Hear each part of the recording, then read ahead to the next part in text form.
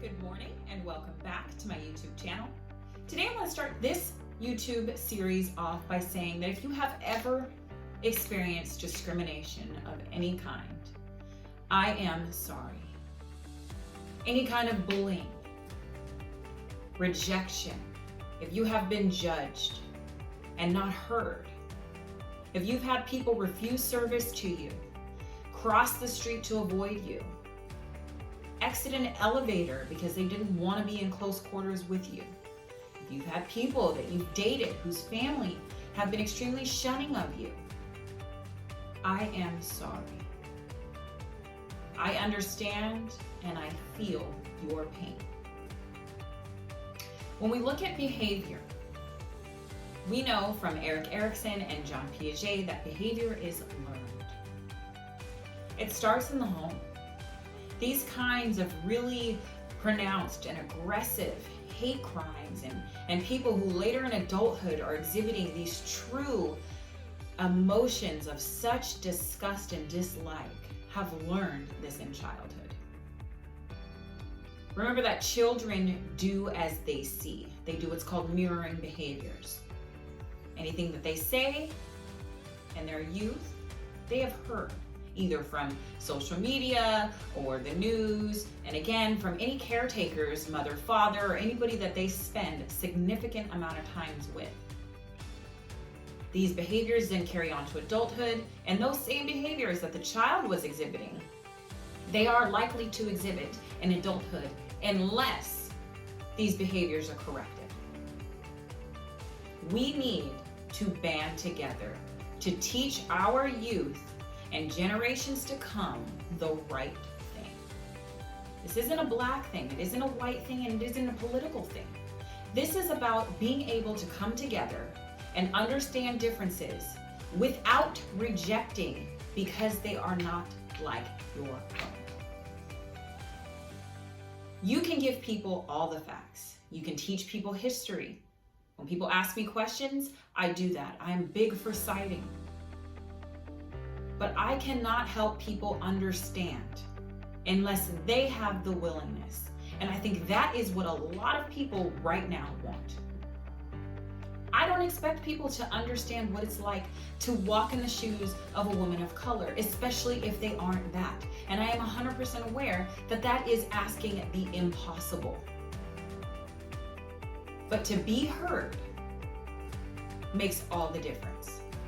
For people to really come around and understand that this is a clear and evident issue that has not gone away is where we will begin to see change. People ask me all the time, Jennifer, have you ever experienced racism? And if so, what happened? And how did you deal with it? First of all, I was shocked. I was very, very caught off guard because the person that it was from was somebody that I trusted, somebody I considered myself to be very close to at that time. I found a conversation, as I spoke about before, that I know I was not supposed to see. I've shown the conversation to several people. This conversation was one of the most disgusting things that I think somebody, a parent at that, could have ever had. Discrimination, harassment, racism, bullying, all thrown together in one. How did I react? Again, I was shocked. I was shocked, and at first I was silent. I was silent because I think it takes a while to grasp what you actually were in, what you actually just experienced. But I don't want to be silent anymore because being silent is not good enough. And it's not about me. It's about anybody that has ever experienced, been faced with it, or been rejected because of something that they cannot help. Again, it is about doing the right thing, treating people equally, doing what's most beneficial for all those around, and intentionally hurting, intentionally rejecting and judging based on one's skin color isn't that. You know, when we send our children off to school, those that are parents, You hope that your child goes to school and is afforded the same opportunities as the next child, regardless of the way that they look.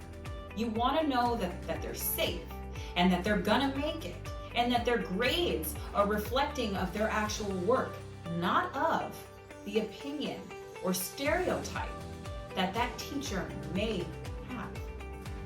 The same thing for a healthcare provider. Those who come in and who are racist, cutting corners and giving less than quality care to patients because they don't like certain groups. And police officers who are using unnecessary force and taking their position of authority to measures that are outside of the conduct that they agreed to when they took their oath. The situation that happened with George Floyd, thankfully, was recorded. And it went viral, as a lot of you know, on social media. But were we supposed to know? While we know that racism is an issue that has been for decades and generations, was that something that we were supposed to see? Was I supposed to find out about that conversation, or was I supposed to believe something else? It's an easy answer. It's an unfortunate reality. No. All these extra pieces of information that are supposedly spiraling around about Mr. George Floyd, about if he was COVID-19 positive and whatever else people are trying to peg, does not justify or negate the fact that this man was killed in broad daylight in cold blood. That these police officers stepped outside of doing the right thing and let him expire on their watch. Everything else is irrelevant and should be addressed accordingly. We have got to stand together and create an environment for our generations to come where they understand the importance of not only being educated on the fact that racism exists, but history in every form. The Hispanic history, Black history, Caucasian history, and histories of all sorts. It's not enough to just be comfortable and do what you know. That's not enough anymore. It's not enough, and it's not good enough to stay silent either. Because we all have friends that are of different ethnic groups. And if you have ever watched your friends suffer from or become a victim of bullying and racism and discrimination, I know it hurt you. We have to stand together in order to create the change that should have happened years ago. Again, if you have ever experienced racism or any kind of bullying, I can't stress enough how much I feel for you. It creates an emotion that I'm not sure that I can put into words, because it still fires back up inside me when I think about my most recent experience. And it's hard. It's hard. It's one of those that really knocks you down. We can demand equality. We need to demand equality. Everybody is created equal and we all shed the same blood. If you know people who are coming around and who are likely to say racial slurs and they have conversations that make you feel uncomfortable, I want you to reserve your space. You have that right. If it comes from family, if it comes from friends, and in my case, if it comes from people that you got close enough to that you would have never expected that kind of behavior with, but saw it, cut it off. You have the right to say what you deal with and what you don't deal with. And the best form of health is the healthy mindset. Mental health will take you so far. It's not just about how much you exercise, and it's not just about what you eat.